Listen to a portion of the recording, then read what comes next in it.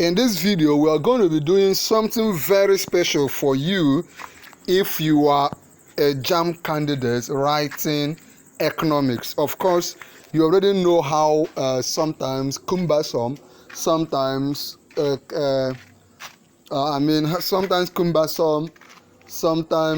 complex economics as a subject can be. That is why many people run away from economics. But in this question, in this video, this is part 3 you are watching. We have done part 1 and 2 of our series in economics. We are going to be giving you those questions you should expect as a JAMB candidate in economics, right? We are doing this so that you will be prepared to enter the exam hall. You can actually rake up a lot of marks, a lot of points from economics. It's not something too difficult. It's not a subject that is so complex that you cannot make quite maximum mark from. Okay, so concentrate. Anything distracting you now is your enemy. Remove every form of distraction as we will proceed with question 1. What I'm going to be giving you are questions to expect, Expo questions, past question and answer, expected questions, just something very close to what exact things you will see in the exam hall. Scarcity in economics means dash. Scarcity in economics means dash. A. Human wants are limitless. B. The economy has very few resources. C. The economy can scarcely produce anything. D. Resources are limited in relation to wants. When we say scarcity in economics, we actually means that D. Resources are limited in relation to wants. So our wants are many, right? But then the resources to meet them are limited. Look at the explanation. Scarcity refers to the basic economic problem, the gap between limited, that is, scarce resources, and theoretically limitless wants. So resources are limited, but our wants are limitless. Any resource that has a non-zero cost to consume is scarce to some degree. But what matters in practice is relative scarcity. We will still look at that. Economics is often described as a social science because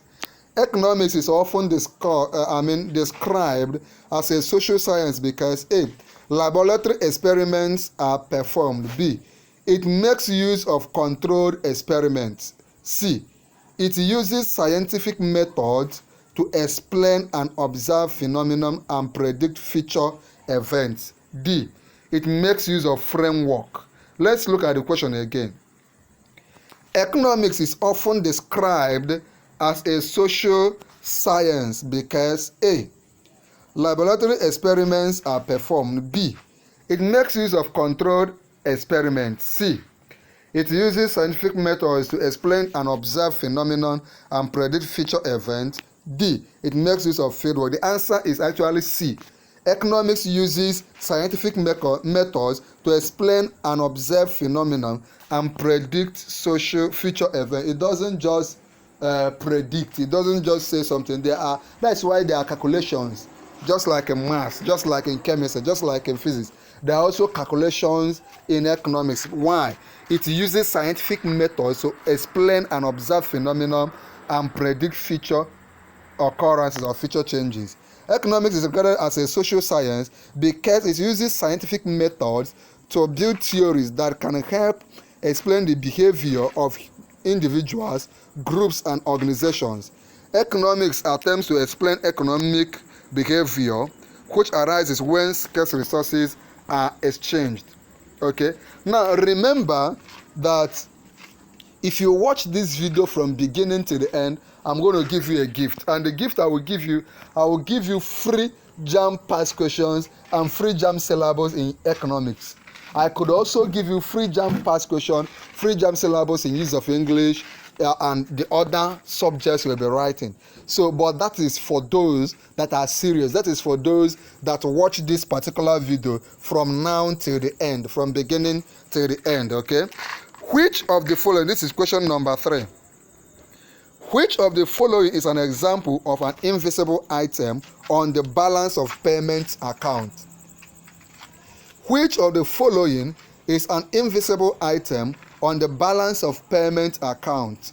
A. Shipping, invisible item. We have visible and invisible item. A. Shipping and aviation. B. Export and import. C. Merchandise. D. Bullion. The answer is A. Look at the explanation. Invisible balance of payment refers to services or products that do not result in the transfer of physical objects. Example of invisible balance are tourism, consulting services, and shipping services. Right?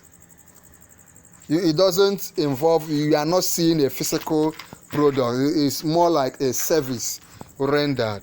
Now, I want you to also know that beyond economics, we have done several other videos on the other subjects we'll be writing, whether it is use of English, whether it is the JAMB novel, whether it is government, CRS, whether it is chemistry, physics, mathematics. Just if you need me to give you access to all the videos we've done on those subjects, both review questions, expo questions, past questions, if you need me to give you access to those videos, just comment.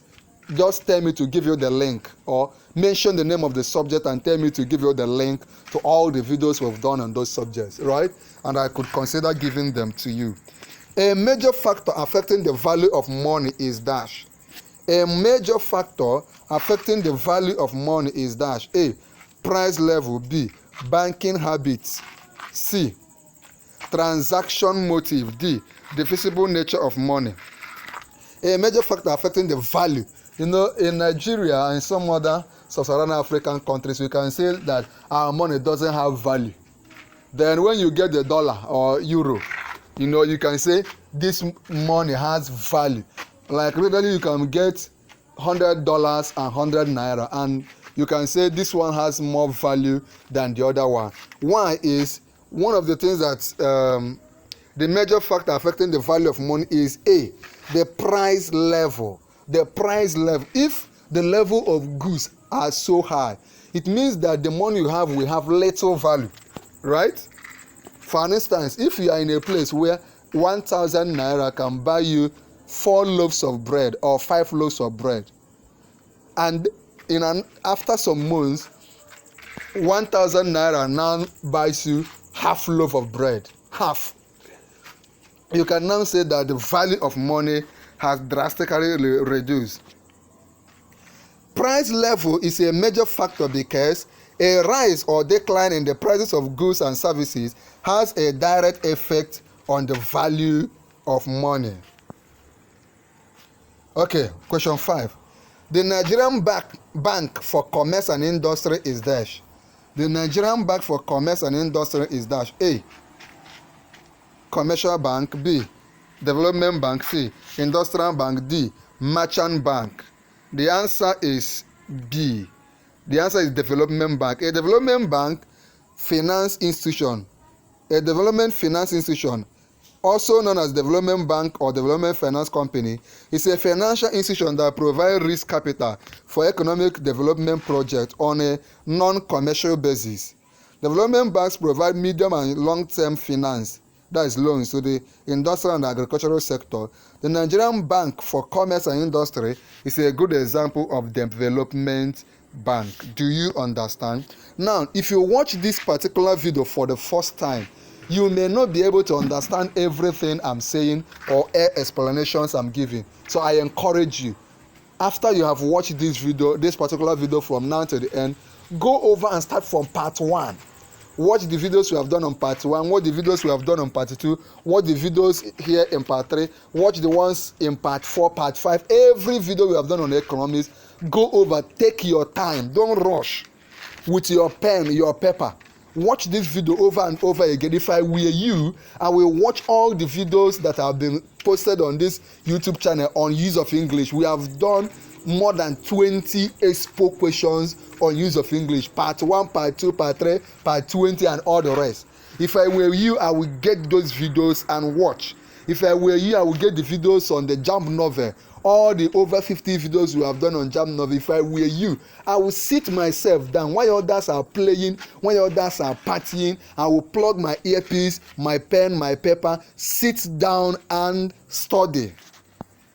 Question number 6. To control inflation, the monetary authorities of a country can A. Reduce taxes. B. To control inflation, the monetary authorities of a country can dash A. Reduce taxes. B. Advise the government to increase its expenditure. C. Engage in expansive monetary policies. D. Engage in restrictive monetary policies. Before I answer that, I want you to go over to the comment, write this assignment down. Tell me the definition of inflation. Define inflation and give me all the explanation. Both define inflation, define deflation. Define inflation, define deflation. If you can also tell me the conditions that result to either inflation or deflation, I will appreciate it. There is a reason I give you every assignment. You must have noticed that in every video I gave 1 or 2 assignments. They are important. I've seen what the exam will be like, and I know why I choose a particular assignment for you. You may be surprised you enter the hall, and that assignment I gave will be one of the first 5 questions. So to control inflation, the monetary authorities of a country can, the answer is D, engage in restrictive monetary policies. By the time you read up on the assignment I gave and give me the answer, you actually know why it is D. Restrictive monetary policies is also known as contractionary monetary policy. A contractionary monetary policy is a type of monetary policy that is intended to reduce the rate of monetary expansion to fight inflation. Remember the assignment. Tell me the definition of inflation, tell me the definition of deflation, and the condition that result to each of them. The policy reduces the money supply in the economy to prevent excessive speculation and unsustainable capital investment. Are you here? Are you listening? Are you following? By the way, these videos I make every day, are they helpful? If the videos I make are helpful, please let me know. It will encourage me to do more, because sometimes I just feel I'm wasting my time. I just feel these people are not paying attention. Nobody is watching. So if the videos I'm making are really touching you, they are really helping you, let me know. In our channel, we have always said our goal as a family here on YouTube, Noble Tutorial, is for every member, every of our family member, every of our YouTube member here to score 300 and above. You watching this video, you will enter school this year. You will gain admission this year. Even if not many people gain admission, you will be among them. You will score 300 and above. Your result will be something you will be proud of, right? You will not be ashamed to come back here in our channel and talk to us about your result. You will not be ashamed to present your result to your siblings and your parents. If you claim it, type I claim it in the comment section. Type I claim it, claim these things I said, claim the score we are targeting, and let us keep working towards it. Which of the following is used by the central bank to control the rate of interest? Which of the following, interest is like if you borrow money from the bank, if you get a loan, there's always an extra money called interest, okay? Which of the following is used by the central bank to control the rate of interest? A. Bill of exchange. B. Banker's order. C. Fixed deposit account. D. Open market operation. The answer is D. Open market operation. So when the central bank wants to control interest rates, the rate of interest, they do what? They use open market operation. Open market operation refers to central bank purchase or sale of government securities in order to expand or contract money in the banking system and influence interest rates. Question number 8. What form of market is found in an imperfect competition where there are few buyers and many sellers? What kind of market is found in an imperfect competition where please come under the comment and define competition in economic terms or not in football terms. What form of market is found in an imperfect competition where there are few buyers and many sellers? A. Monopoly. B. Oligopoly. C. Duopoly. D. Oligopsony. We have monopoly, oligopoly, duopoly, oligopsony. Please, I need you to do something for me. Get a paper and pen. Write down these things. Write down monopoly for me. Write it down. Number 2, write down oligopoly for me. Write it down somewhere. Write down duopoly. Then write down oligopsony. Now, what I want you to do, as you have written them down, immediately you are done with this particular video, come under the comment of this video and define each of them for me. Each of them. Define monopoly for me. Define oligopoly for me. Define duopoly for me. Define oligopsony for me. Remember, whenever I give you an assignment, if I were you, I will pay great attention. An oligopsony is a situation where there are only a few number of buyers in a market. As a result of the number of buyers, as a result of the small number of buyers, limited number of people have market power and are able to lower the price they pay for a good or service due to the lack of competition. Number 9, are you still here? If you are benefiting from these videos, if you want me to do more videos, tell me to write down, right? If you want me to post more videos, also if there are specific types of videos you want me to post, if there are areas I've not touched, subjects I've not touched, you let me know. I could consider, either me or my staff could consider making such a video for you. A budget with a projected revenue in excess of its expenditure is said to be dash. A budget with a projected revenue, that revenue is income now, in excess of its expenditure, in excess of its expenditure is said to be dash. A balance, B, surplus, C, deficit, D, inflation, of course it is surplus. When there is a projected revenue in excess of its expenditures, that means the revenue is bigger than the expenditure. Then we have a surplus budget. A surplus budget is a budget whose revenue exceed the estimated expenditure in a particular financial year. Now let's look at this question number 10. In order to raise more revenue for a certain period, the government should impose higher taxes on goods whose demands are dash. In order to raise more revenue for a certain period, the government should impose higher taxes on goods whose demands are A, elastic, B, inelastic, C, perfectly elastic, D, unitary elastic. The answer is inelastic. The reason the government can impose more taxes in inelastic goods is because the buyer's demand does not change as much as the price changes. That means that an increase in the price of such goods is a result of higher taxes or other factors, does not cause a significant change in the demand. Something like garri, whether the price go up or down, human beings must drink garri, must eat garri, must do eba, right? Okay, these are very important. Let's look at this question. Question number 11. I want you to pay great attention. If aggregate income, pay attention because you will solve this one by yourself. If aggregate income is 500 and aggregate consumption is 400, this means that the average propensity to consume is dash. If aggregate income is 500 naira and aggregate consumption is 400 naira, this means that the average propensity to consume is dash. A, 0.20, B, 0.80, C, 1.25, D, 2.20. I'm not giving you the answer. I want you to go search out the answer, whether it's 0.20, whether it's 0.80, whether it's 0.10, whether it's 2.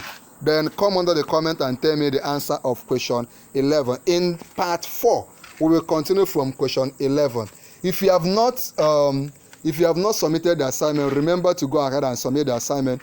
If you need the link to other videos we have done, just mention the name of the subject and tell me to give you access to all those other videos. For you to receive free JAMB past questions, for you to qualify for the JAMB past questions I'm giving out free and the JAMB syllabus, just do 4 things. Number 1 of the 4 things is compulsory. Number 1 is to join our YouTube channel. Click on join. It's compulsory. It's not something you should dodge. It will give you access to me. You can talk to me. You can ask me direct questions. So go ahead and join our YouTube channel. You should be able to see the option to join. Number 2, like this video, just click on like. Number 3, share this video, very important. Click on share this video here on YouTube. Click on share again, copy the link, share it on WhatsApp, share it on WhatsApp groups, Facebook groups, TikTok, share it on all the platforms like Telegram channels, everywhere JAMB candidates are gathered, your class, your colleagues, the WhatsApp group of your class and all the rest, share to them.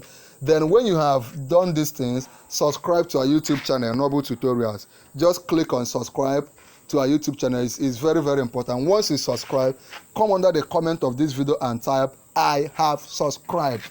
I have subscribed.